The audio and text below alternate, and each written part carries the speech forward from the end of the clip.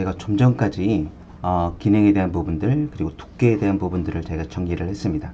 이제 남은 건 재료에 대한 부분들인데 재료에 대한 부분들은 잠시만요. 저희가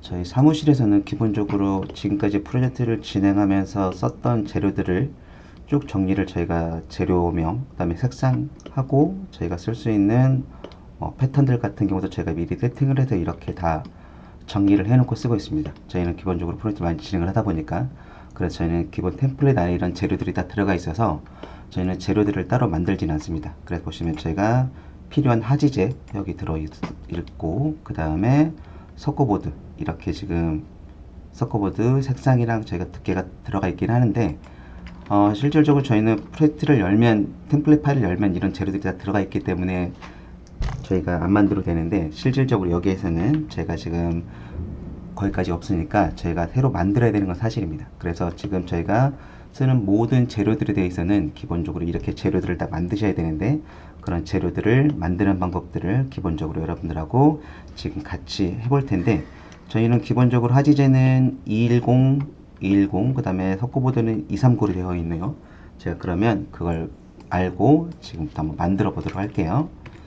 자, 그러면 아까 저희가 벽체 만들고 있었고 저희가 지금 벽체를 만들어 둔 상태에서 지금 재료만 설정 안 한 거기 때문에 기본적으로 재료를 제외한 나머지 기능이나 두께들은 다 들어가 있는 상태입니다. 그럼 먼저 하지제부터 만들어 볼까요?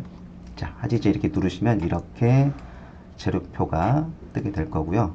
지금 기본적으로 레비 파일에는 아마 하지제가 들어가 있지는 않을 거예요. 재료 검색창에 두 글자 이상 치시면 검색이 되는데 없습니다. 그렇게 되면 일단 두시고 지금 여기에서 지금 아래쪽으로 내려와 보시면 여기 보시면 새 재료 작성이라고 하는 게 있습니다.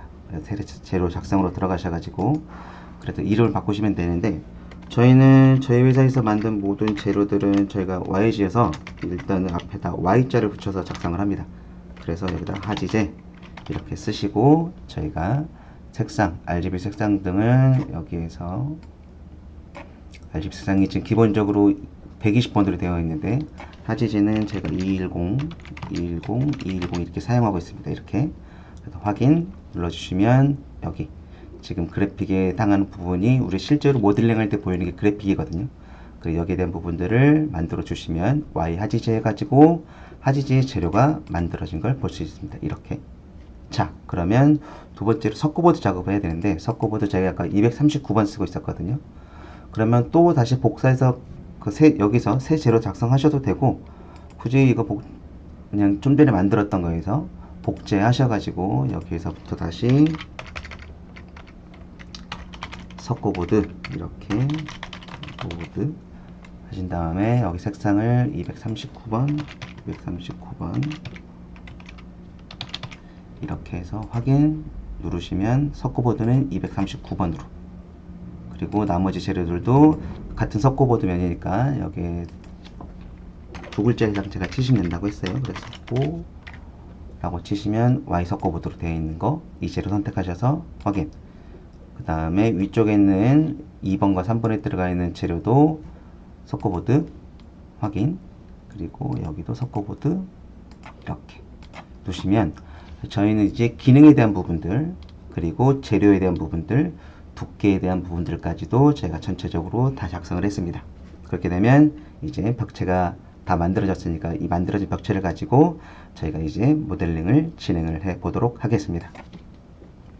자, 적용 확인 이렇게 누르시고 자, 저희가 이제 모델링을 진행을 할 텐데 지금 바닥에 지금 밑에 있던 이런 지상 1층 바닥에 있는 슬라브 재료들이 좀 보이니까 제가 조금 모델링 하기가 조금 불편한 것 같아요. 그럼 필터에서 약간 골라가지고 바닥에서 선택하신 다음에 약간 숨겨놓고 작업할게요.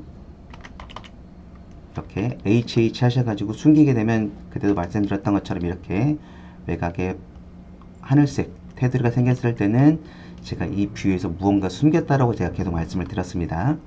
자, 그러면 다시 벽체 WA 누르셔가지고 지금 저희가 아까 제가 조적백 할 때도 말씀드렸던 것처럼 기본적으로 전체 높이까지 다 그리시려고 하면 정확한 높이들을 알고 있을 때는 상관이 없습니다.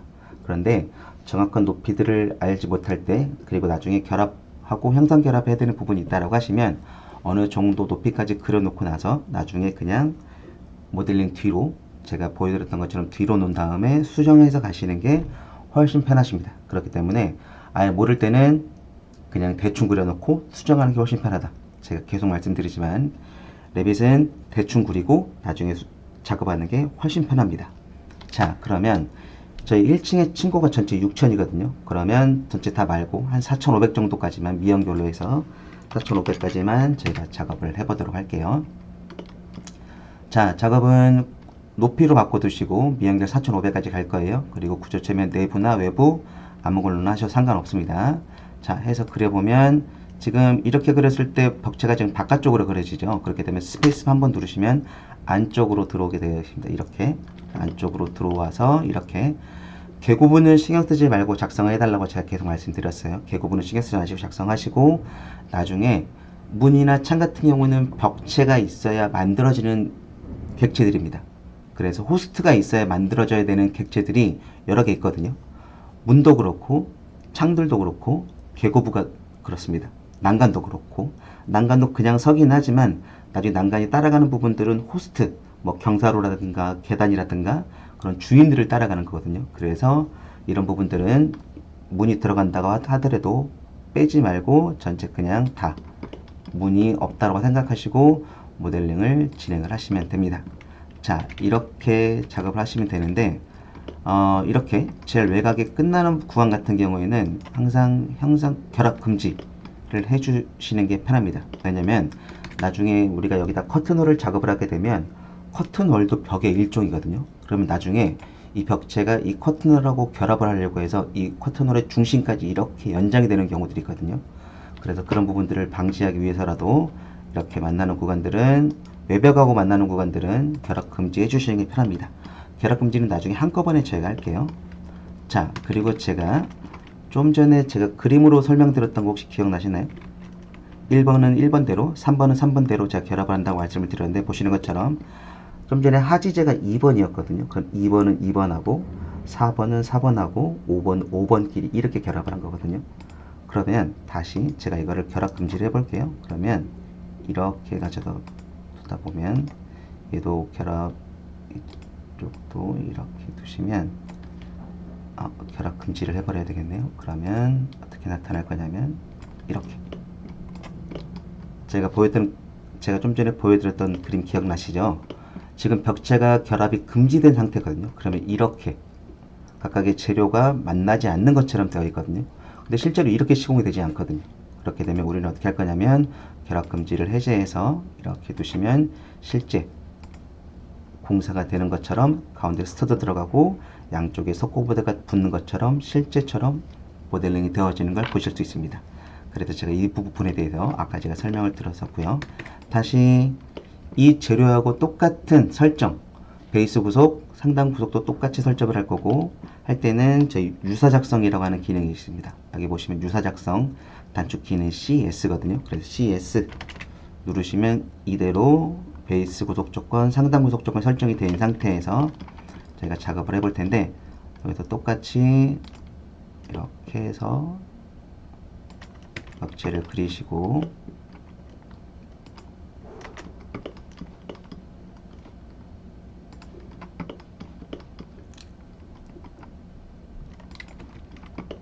이렇게 나머지 구간도 다 작성을 해볼게요.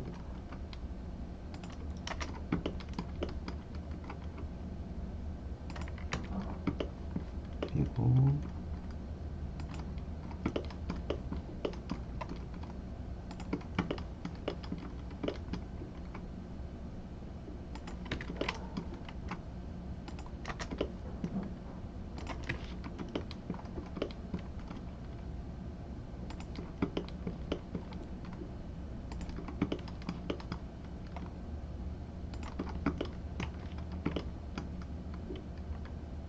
이렇게 작성이 됐고요. 여기 끝에 부분만 정렬해서 주시면 될 것 같으세요. 이렇게 정렬하시고 자, 그렇게 되면 기본적으로 그려야 되는 벽체들을 다 작업을 했습니다.